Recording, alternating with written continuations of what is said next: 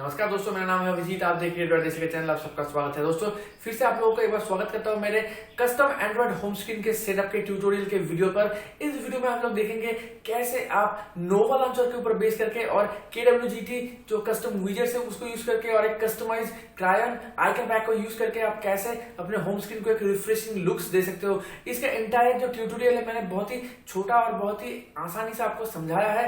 अगर आपको कोई भी सवाल हो इस ट्यूटोरियल के बारे में तो आप नीचे मुझे कमेंट करके पूछ सकते हो। मैं जरूर उसका आंसर आपको जल्द से जल्द दे दूंगा।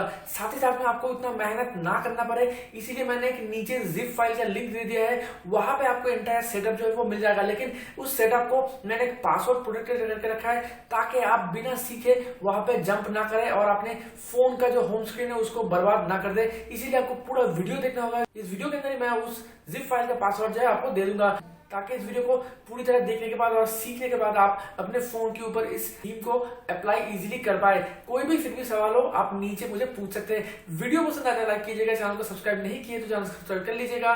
तो चलिए शुरू करते हैं इस वीडियो को और सीखते हैं कुछ नया।